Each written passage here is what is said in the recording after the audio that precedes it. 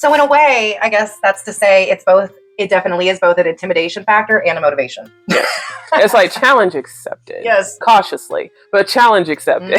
I feel like I'm walking on eggshells, but I like roller coasters. We're going to do it.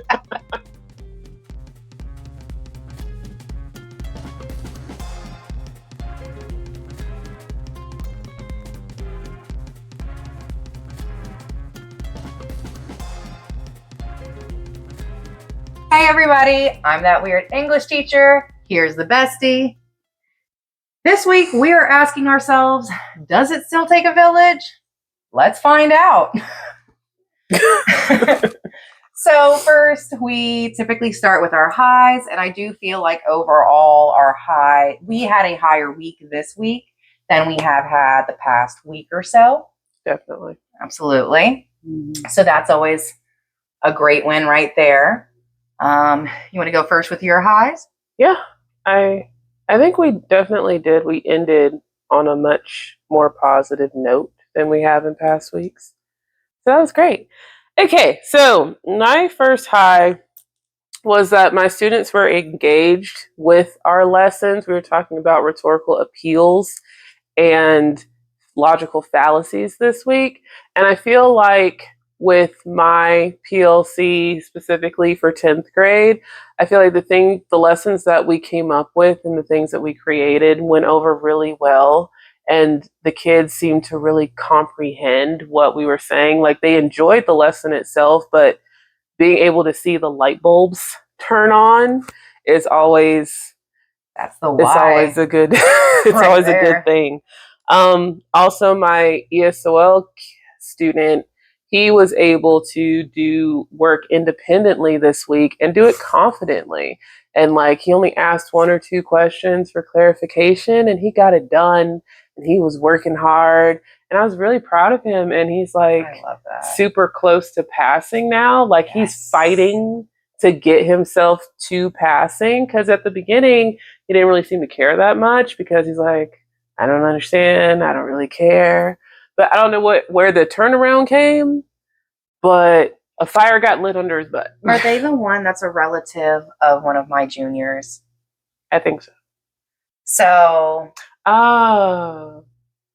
that's probably the fire that was lit under his butt. That could be a really good factor too, because if I'm thinking correctly, I have a junior who I've taught before. They're phenomenal. And I remember one morning, my student coming into her classroom to ask, like, what's going on? What do they need to do? How can I help them? Can I get a copy of their work so I can help them get through it and understand it? And it's like ever since that day, he's been coming in, like wanting to do things independently and actually trying and doing it well. And like we have a couple little hiccups where he's like, is there any way I can like write this response in Spanish? Because I just can't, I don't understand. He's like, I don't understand how to say what I want to say in English. And I'm fine with that because, and it's just one of those instances where you have to be fine with that, because if they understand him not being able to translate his thoughts into English right now, doesn't mean he won't ever be able to, but him not being able to right now should not stop you as a teacher from accepting it. If he can write it clearly in Spanish, get someone to translate it or translate it yourself and give them their grade. And it's that simple. Yeah. I don't understand people that get hung up on the whole, you're going to do my work in English. Like it's not, he's an English language learner. He's still learning. He's still in the process. At the end of the day, whether you like it or not, frankly, it's our job to meet them halfway. If there's a gap, it's your job to meet them where they're at and help bridge that gap for them. Exactly. So speaking English isn't a matter of intelligence. You don't know how intelligent they are in their native tongue. So I know what I meant to mean. Do you even know how smart I am in Spanish? If their brain is able to process things better or faster in their native tongue, Spanish, Korean, whatever it may be, allow that. There's plenty of tools. You could throw that through Google Translate. It takes like 2 seconds and boom, there you go. You can see where they're at. And we talk to the ESOL teacher every single morning. So it's really not that big of a deal. But give your ESOL kids grace and meet them halfway. Like if they're willing to do the work and they're literally trying right in front of your face to do your work, That's what we want, but is they the effort. comprehend better in their native language, let them write the response in their language and you translate it and grade it from there. But they still need a grade just like every other kid. So, sorry, that was my soapbox for a second. I do love how the very first story you start off with, we realize it already ties into that village. That village is that cousin. Yeah, that cousin and that ESOL teacher. And the ESOL teacher. She goes above and beyond for those kids. She really does. And the relationship she has with each and every one of them, like you peer into that room and it's like, it genuinely does look like it's family. It's like a mom and all 20 of her kids. Mm-hmm. Which is how it should be, that level of safety and understanding. And, that's how a healthy, safe classroom should be. Mm-hmm. Definitely. But my last high of the week was that after a summative last week, I had over 20 kids failing my class when it was the majority of my third period, which is my co-taught class. And just failures left, right. They were dropping like flies.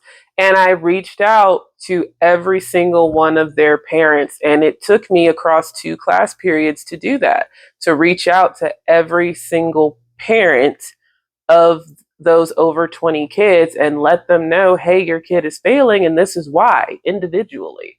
And I call it a high because the vast majority of those parents reached back out to me to ask about their students specifically and what could be done and what needed to be done.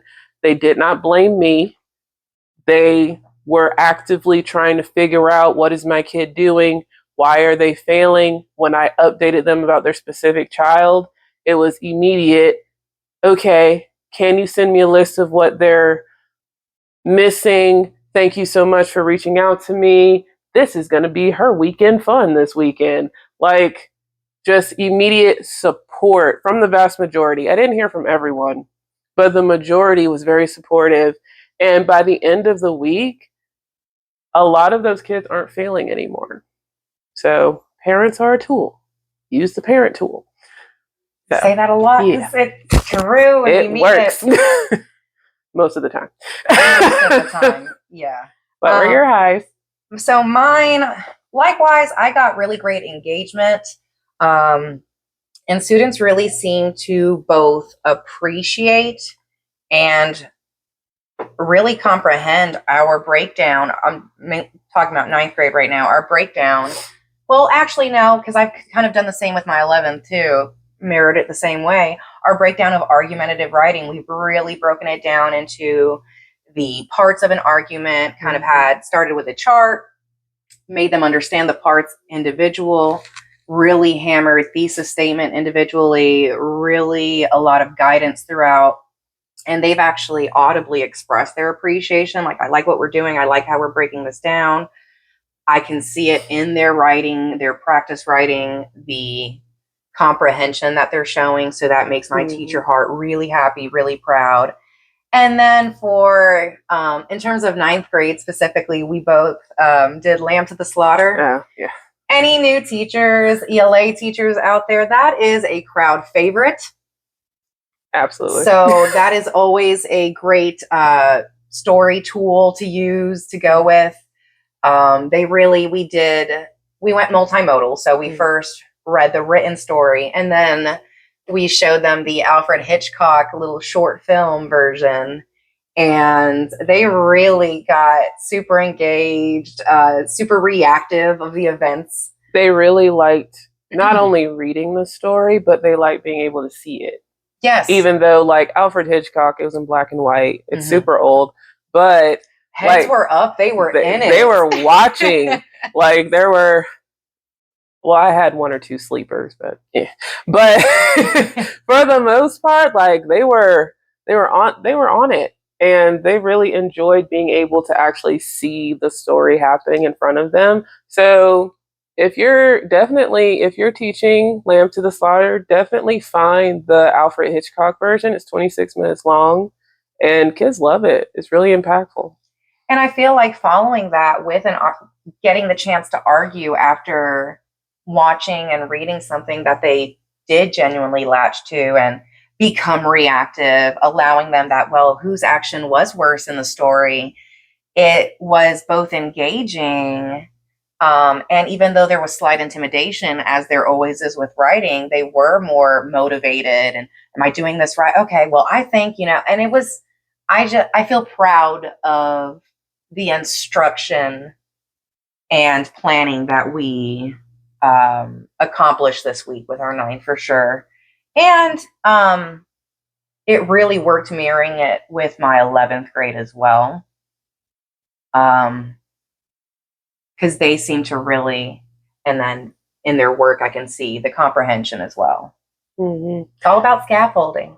Yeah, laying that foundation works wonders for independent writing. So I definitely think that 1 or 2 days that we laid that foundation worked really well. So go us. Yay! No, it's a good feeling for real. Yeah, it is. Because just like we need wins, they need wins. And setting them up for success by scaffolding and laying that foundation. This is how you write an argument, breaking down the parts of an argument, then introducing them to a text and a video and having them do an independent writing assignment. It's setting them up by laying that groundwork. It's setting them up to succeed in that independent assignment, because just like we as adults need wins to stay motivated, our kids need wins too. And when we set them up to succeed and they get that win, which is in the form of a good grade, it keeps them motivated to continue. Because if you just keep getting failure after failure after failure, you don't want to try anymore. Absolutely. You are inevitably going to shut down. You speaking, it made me think, like, there's one student who just popped into my head who he's struggled all of unit 1. And then this week, I don't know, I've just really seen a lot of growth with the guidance. So yeah, giving them that opportunity, like breaking it down so they have that opportunity to get that praise and feel proud of themselves. They need that motivation. Yes. They need that. That is the incentive. That praise alone for a lot of them. Yes. So, we're doing so well. I know. Oh my gosh. All right. So lows. And then deflate. We need to structure this better. It's like we're doing so well. And lows. We might, in the coming episodes, we might be switching around the layout if that's the case. Life has balance. You can't have highs. You don't understand the highs if you don't experience any lows. That one. So lows are needed, just like highs are needed. You want to go first? Yeah. Heavy sigh. I got a lot of pushback on consequences this past week. Let it out. A lot of pushback. And, the theme of this episode is never coincidental, because the response wasn't that great either, but that's for unhinged moment. So ultimately, really, the only low has been pushback on consequences, lack of accountability. But I'm grateful that really it's not the majority, and the highs far outweigh that low and unhinged, that I can still be happy with the week. Yeah. And my low is that most of my co-taught roster is still failing. And I'm struggling trying to figure out how to give them that one-on-one attention that they need as far as assistance with the work, but at the same time not ignoring my gen ed kids that are still in the room that also need my attention.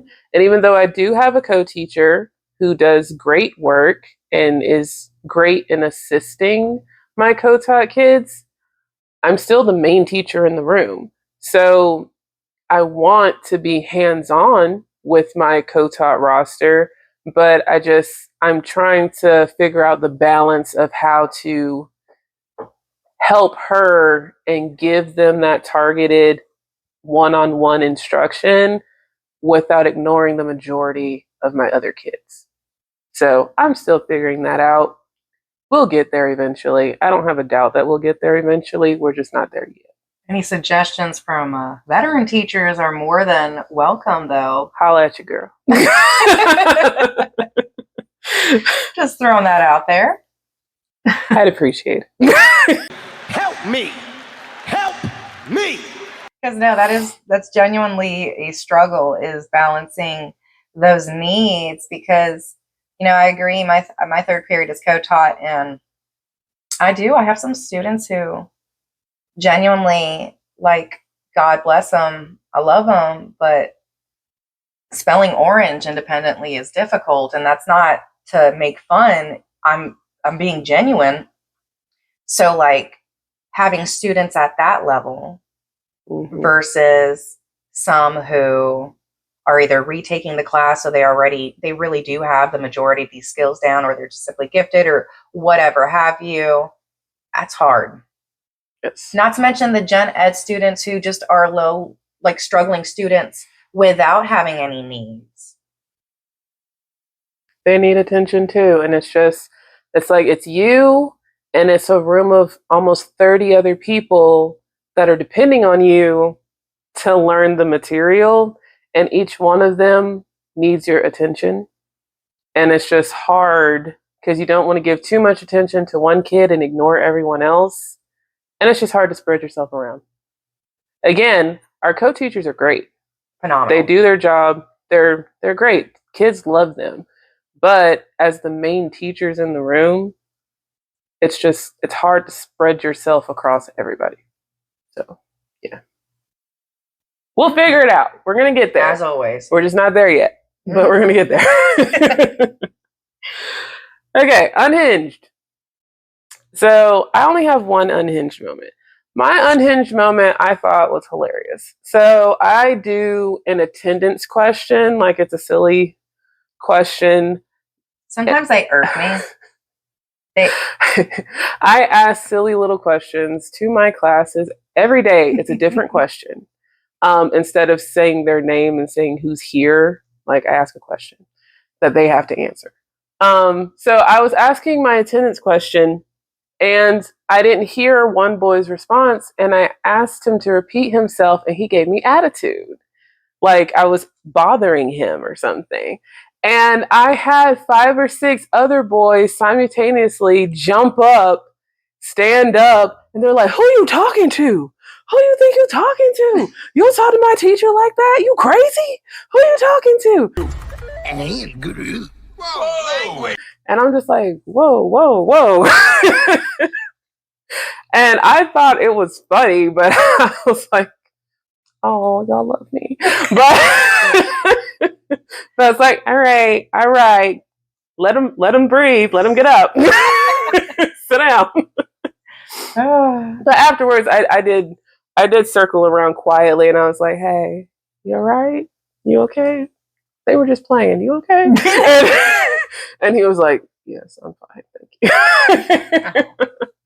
But I mean, that's flatteringly sweet. It was flattering, and I might have gone back into my camera footage, the camera in our classroom. I may have gone back into my drive and watched it over again.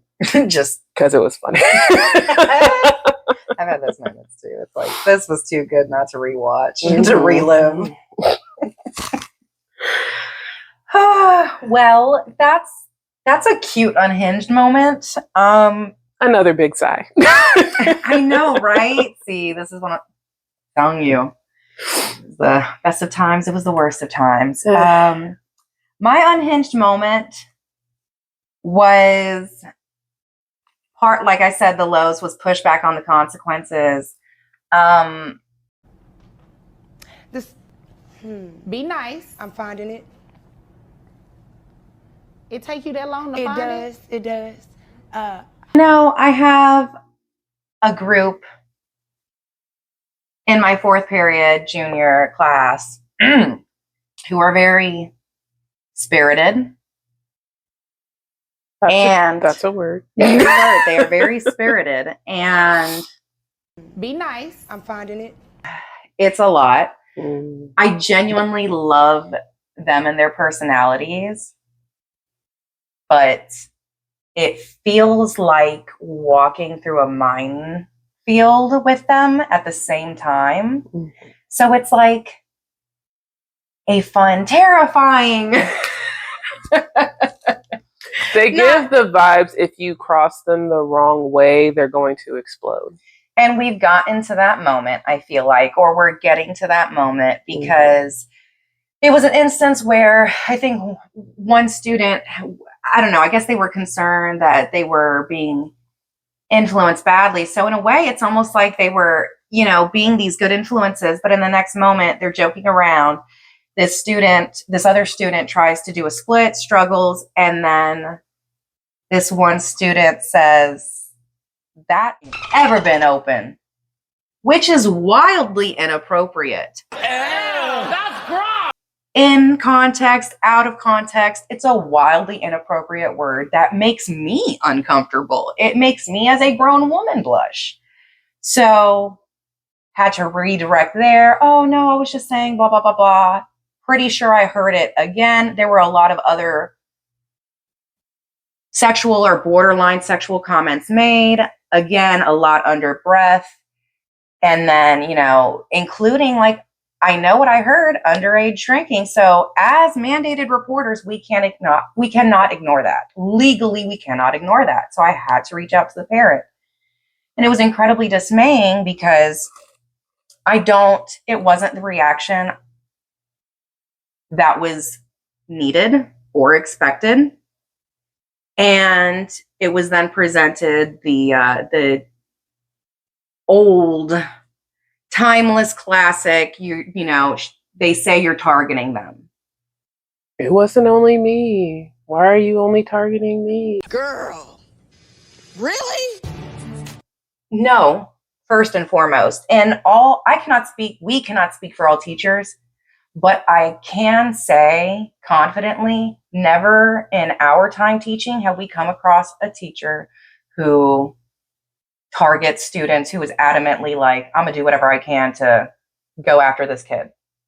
I have never come across a teacher like that. No. I don't think she has. So we can't speak for all teachers, but that's not the case.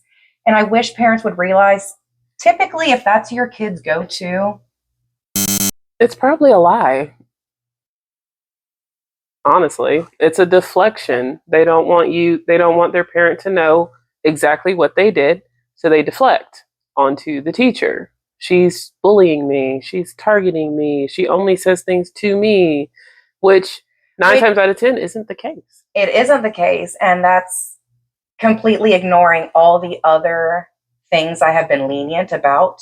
If we want to talk favoritism,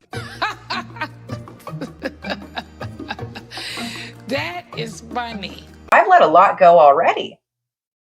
So sure, favoritism will indeed stop if that's the case. But you're failing to see you were on the positive end of that. Mm-hmm. But there's a line that can't be crossed, especially when you've put me in a place as a legal mandated reporter where I cannot ignore certain comments. So part of the unhinged moment was the student comment, but then also the parent response too, finalizing with, okay, well, in that moment, you need to call me. I did not acknowledge that part because I don't intend to. I intend to abide by the policies and procedures that have been set in place by our school and our district. So I have no intention of pausing valuable instructional time to step out and undermine my own authority when there are 25 other students, some with actual needs, who genuinely need me. Yeah. And like what I told her is if you have a kid that is just being a disruption, we don't have to put up with that. Like what she's been putting up with to this point has been like a courtesy, but we don't have to do that. So it's like, get them out, call an administrator, get them out and continue with your lesson. And unfortunately, the student just has not realized the positive end of the spectrum and the tolerance that has been applied to them. They gonna learn today. So it's been, that happened Wednesday, and it's just been a lot of toxicity and pushback each day since. So that's been disheartening. And I feel, naturally around the 4th or 5th week of the school year, that's typically when the honeymoon phase ends anyways, and true colors begin to show. So now we're at that stage where it's like, are these the true colors or what I thought were your true colors? Because your actions moving forward are going to determine what the truth of your colors are. Yeah. And it's unfortunate, but it happens. And we move, as we always do. As we always do.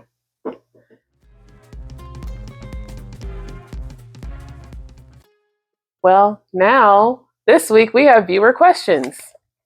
For the first time, we're breaking out some viewer questions. Shout out to you guys. Thank you. I'm going to start with Miss Sandy, 6499. They wrote, I feel like a large portion of this generation has RBF. Do y'all find it intimidating when attempting to connect or teach a student when they are determined to not crack a smile? Yes. Absolutely. It's intimidating. And it doesn't matter how old they are. It's younger, older. If you are just determined not to give me a reaction whatsoever, it's intimidating. And I don't want to approach you at all. And when we say intimidating, we don't mean like we're afraid of them.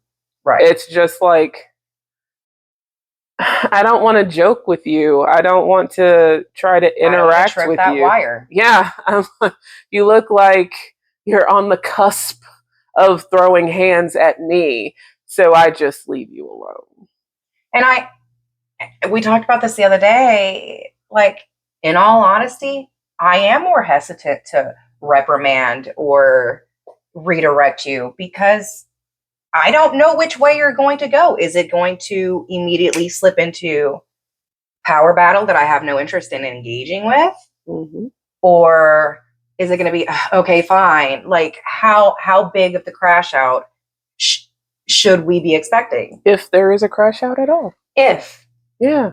Because sometimes that face really is just a face. Yeah, sometimes that's just their face. This is my happy face. And you spend a lot of time trying to figure out, is that just your face, or is there an underlying tripwire of an attitude that I'm about to stumble over and set you off?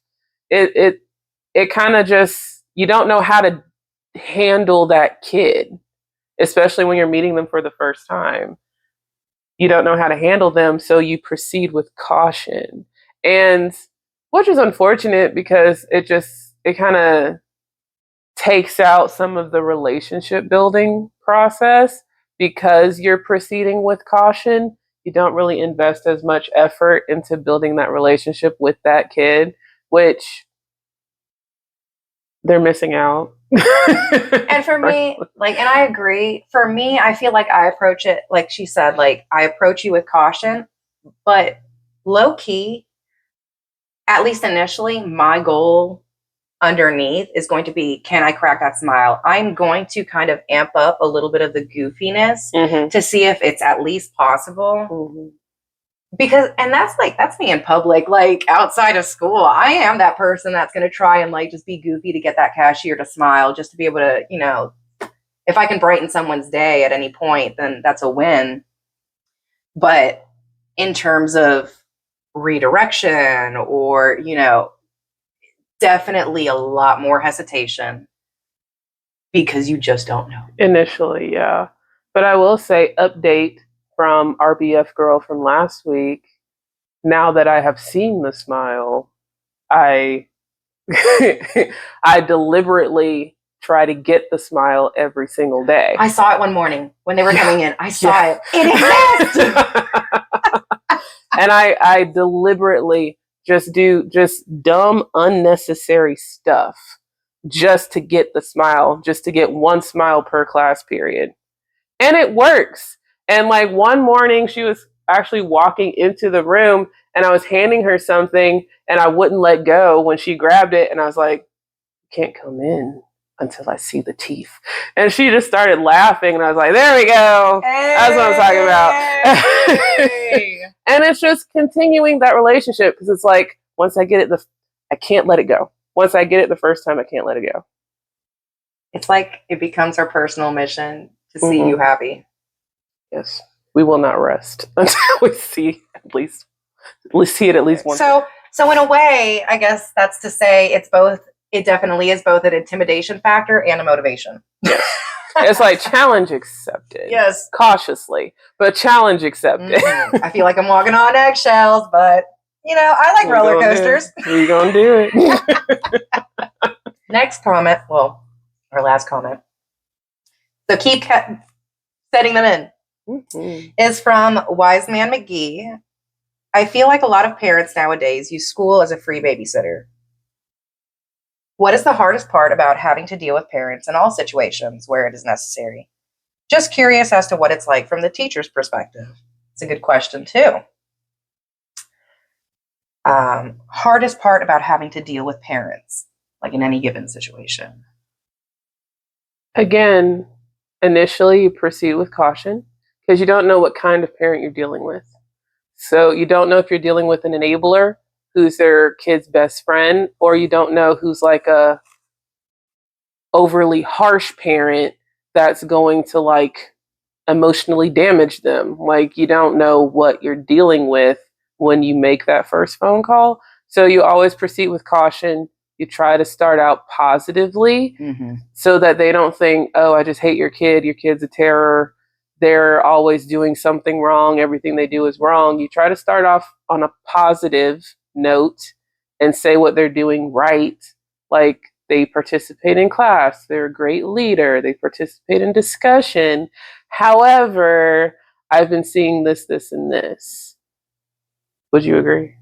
100%. Yeah. You don't want to start with a negative because that's when people get defensive.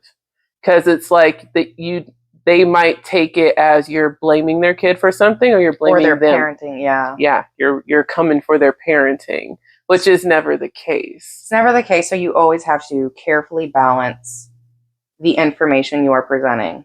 Because regardless of what negative behavior you are seeing, there's always at least one thing you can say positive about that student.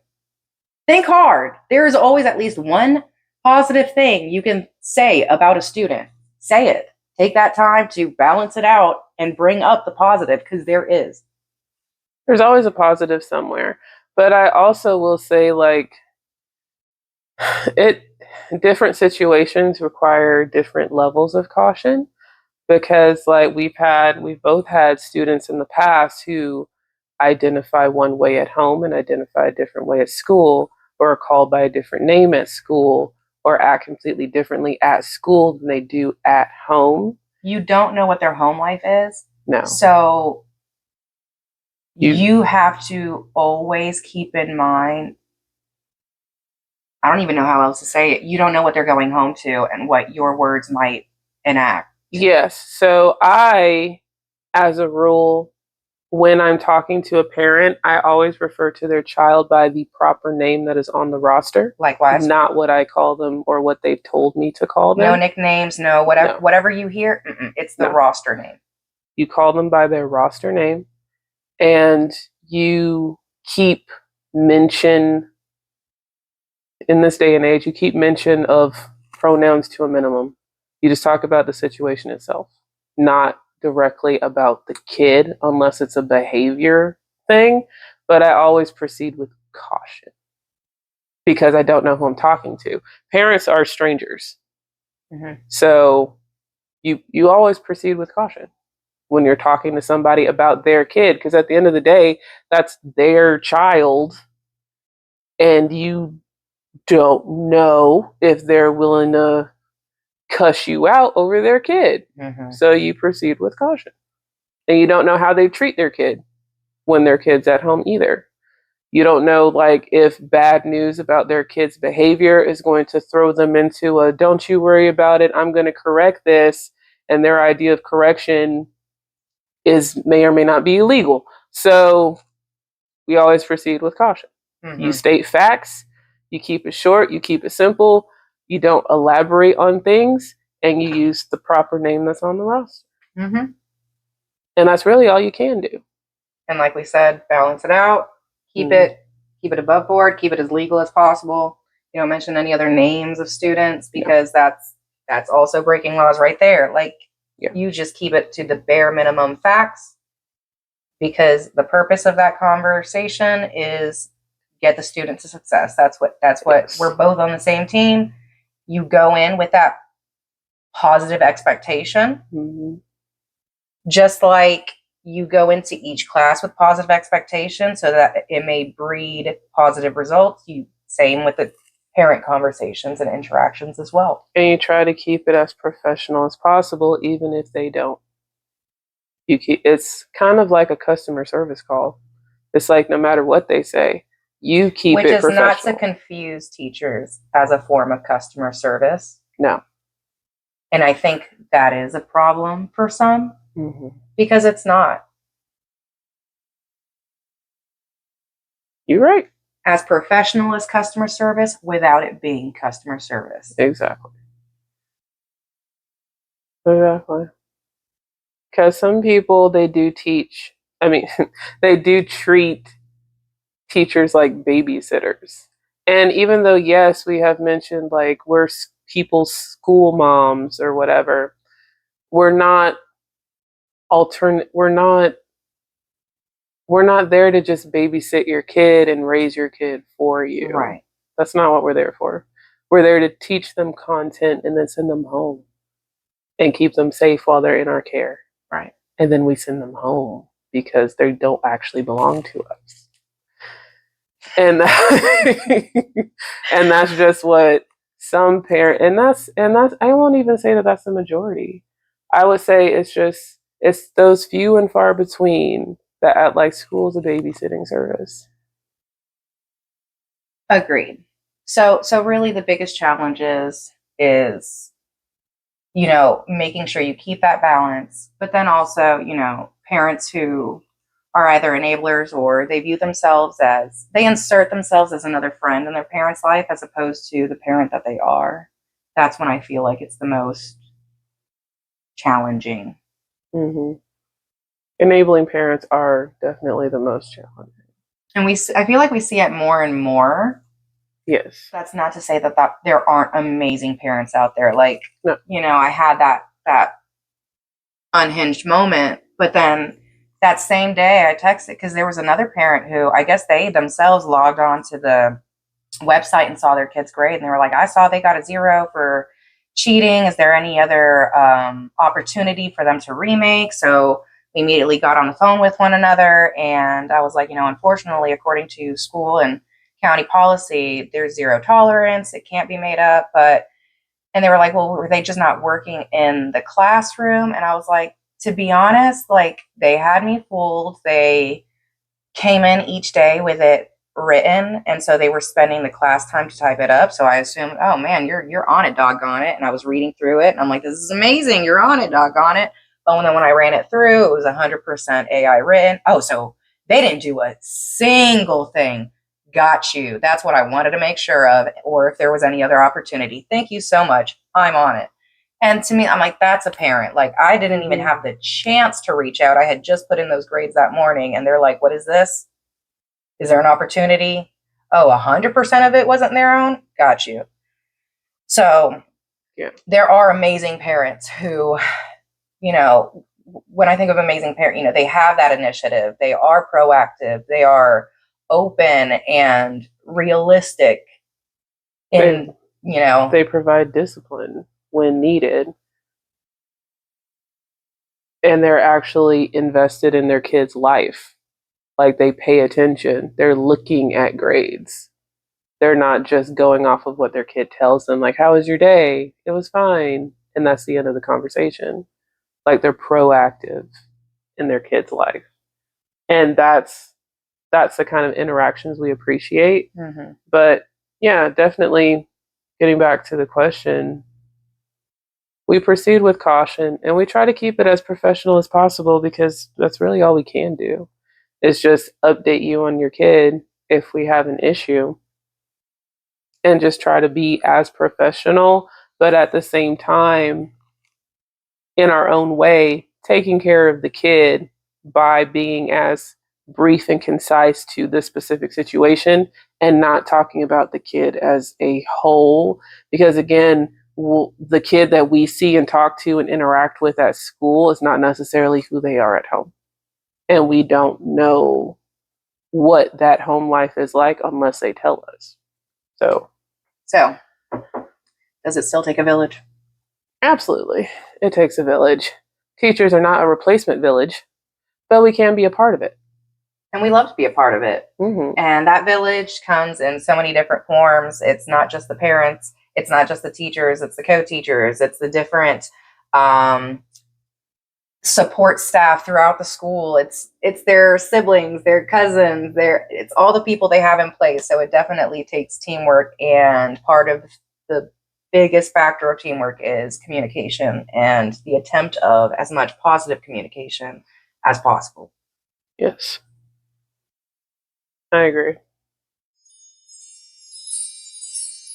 The manifestations. Yeah, for next week. manifestation.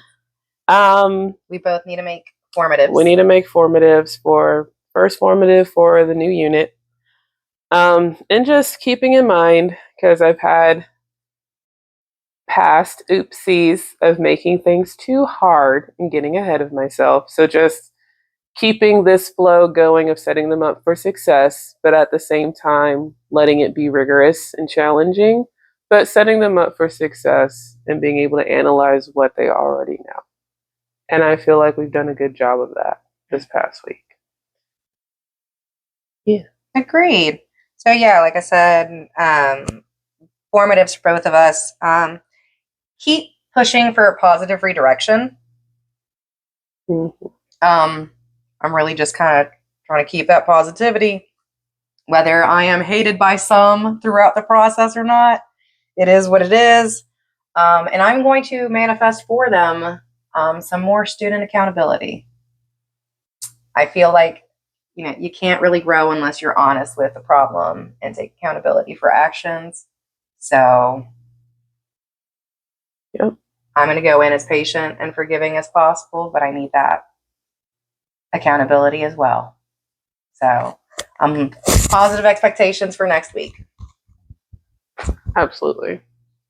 Oh, and I plan to continue to set up my agendas and prepare my printables the day before, because that's been working really well. And it's a lot less stressful than having to fight for the printer Coliseum style the day of. Yeah. Absolutely. So once again, if you guys have any other questions for us, leave them in the comments below. Make sure to hit that like and subscribe button for more content. I've got a lot of ideas for different text breakdowns that I'm going to be working on, and hopefully getting those out as well. So we look forward to seeing you guys next time. Bye. Bye.